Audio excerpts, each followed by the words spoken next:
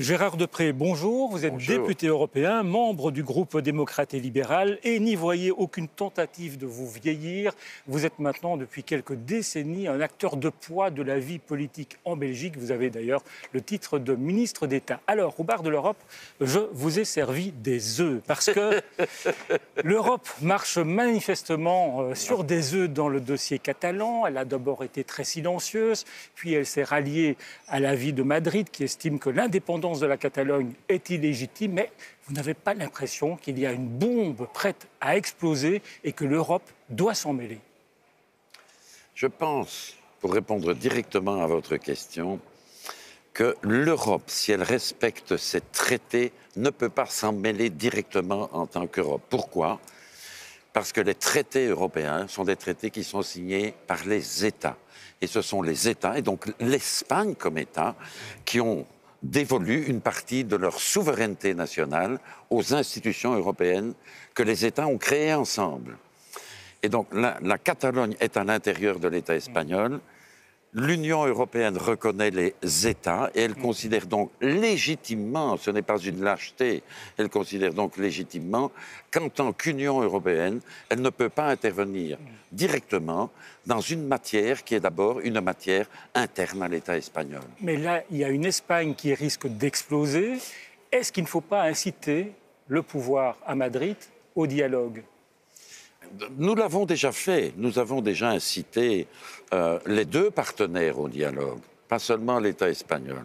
Parce que si on reprend la séquence des événements, et je dis quelque chose qui est objectif, me semble-t-il, il est clair que pour l'instant en Catalogne, il y a une majorité de parlementaires qui sont en faveur de l'indépendance de la Catalogne.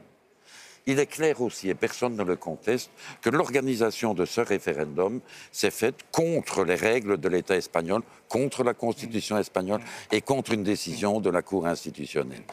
Mais il est clair aussi qu'il y a eu les violences auxquelles nous avons tous assisté. Et quel est le résultat maintenant? Et c'est ça, à mon avis, qui est le plus préoccupant. C'est que vous n'avez que des perdants dans ce qui s'est passé. Vous avez des perdants en Catalogne. J'ai encore vu des images aujourd'hui dans lesquelles on brûle des drapeaux maintenant. Donc vous avez une Catalogne qui est coupée en deux entre les partisans de l'indépendance et les partisans du maintien dans l'État espagnol. Vous avez une Espagne qui est perdante parce qu'elle... Quand on voit la situation telle qu'elle évolue maintenant, l'État espagnol risque, sous l'impulsion du gouvernement Rajoy, de prendre des mesures qui peuvent avoir des conséquences extrêmement dommageables à terme. Je ne me prononce pas sur leur pertinence. Et l'Union européenne est perdante. Pourquoi l'Union européenne est perdante?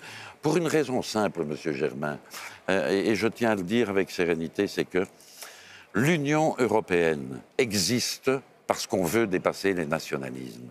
C'est ce qui a fondé l'Union européenne après la guerre. On a mis ensemble deux pays qui s'étaient fait la guerre 3 fois, en 1870, 1914-18, 1940-45, les Français et les Allemands. Et après des millions de morts, ils ont décidé de faire quelque chose ensemble. Donc cette volonté d'indépendance est un manque de solidarité? Non, il y a un élément, je vais faire une comparaison qui va vous sembler un peu choquante, qui est une sorte d'analogie entre le Brexit et entre le souci de l'indépendance de la Catalogne. Pourquoi est-ce qu'une majorité de Britanniques ont voulu sortir de l'Union européenne? Un, parce qu'ils trouvaient qu'ils payaient trop par rapport à ce qu'ils recevaient en retour. Et deux, parce qu'ils en avaient assez de voir arriver librement dans leur pays un certain nombre de citoyens de l'Union européenne. Qu'est-ce qui conduit les Catalans maintenant? Une première chose, ils disent nous sommes les plus riches en Espagne, mais il y a trop de notre richesse qui sert à être distribuée à d'autres régions d'Espagne qui en font moins que nous, qui sont moins fortunés. Ils ne veulent pas être la vache à lait. Et donc, oui, mais ils ne veulent pas la solidarité non plus. Ils veulent garder leur argent prioritairement pour eux. Je dirais, c'est un peu ce qui s'est passé en Grande-Bretagne. C'est un refus de solidarité de la part des mieux nantis. Il y a une autre raison que celle-là, je peux accepter, je peux comprendre, c'est qu'ils veulent une reconnaissance de leur identité culturelle qui n'a pas toujours été reconnue par l'État espagnol et qui, même maintenant, à certains moments, fait l'objet de débats. Alors, je vais vous montrer une photo que vous allez commenter. 3 députés européens de la NVA qui brandissent un drapeau catalan ici, au Parlement européen. La NVA, c'est quoi? C'est le parti nationaliste flamand en Belgique qui est au pouvoir avec les libéraux francophones. Et les libéraux francophones, eh bien, c'est vous. Oui. Il n'y a pas un peu de crispation, là? Non, ça ne pose pas de problème pour 2 raisons. La première, Parce que pour résumer, pour les gens qui ne sont pas belges, ça veut dire qu'au pouvoir en Belgique, il y a une coalition gouvernementale avec un parti qui défend les Catalans et l'autre qui défend Madrid. Oui, mais il y a une grande différence quand même entre les deux, si je peux me permettre. La NVA est le plus grand parti de Belgique.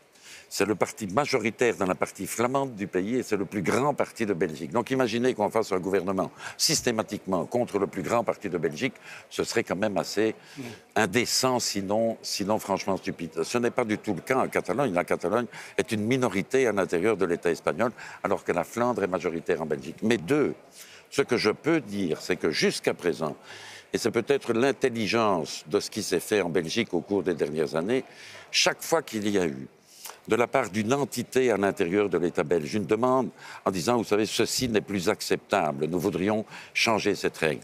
Ça a fait l'objet de beaucoup de difficultés, à certains moments de beaucoup d'atermoiements, mais finalement on s'est mis autour de la table et on a essayé de trouver un point d'équilibre. Et on a déjà fait ça pour la 7e fois, M. Germain.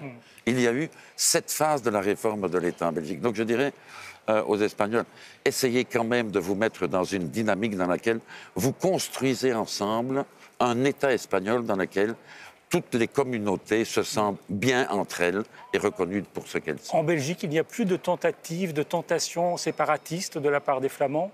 C'est pas ça aussi que vous craignez? L'effet domino après les Catalans, peut-être les Flamands? Non.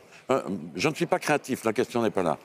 Ce qui est ma préoccupation fondamentale maintenant, c'est qu'on voit réapparaître dans beaucoup d'endroits en Europe, sous des formes différentes.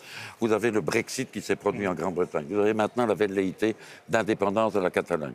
Vous avez une partie des partenaires du groupe de Visegrad qui disent « Non, la loi de Bruxelles ne s'imposera pas chez nous, nous voulons rester les maîtres chez nous ». Donc il y a eu une espèce de résurgence du nationalisme sous les diverses formes qui est un poison mortel pour la construction européenne et pour l'avenir pacifique du continent européen. Gérard Deprez, prenez une petite question surprise dans une boule surprise. Vous prenez la bleue, c'est la couleur de votre parti. Je vais prendre une bleue. Ouais. Et vous lisez à haute voix et sans crainte, bien sûr. Et je vais lire à haute voix et sans crainte.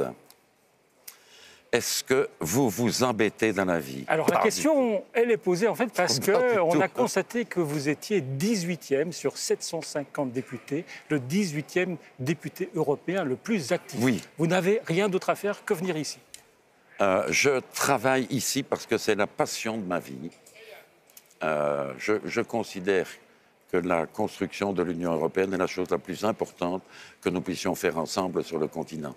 Je me souviendrai toute ma vie du dernier discours de François Mitterrand devant le Parlement européen. Il avait déjà le masque de la mort sur le visage et il a prononcé cette phrase que je garde au fond de moi. N'oubliez jamais, le nationalisme, c'est la guerre.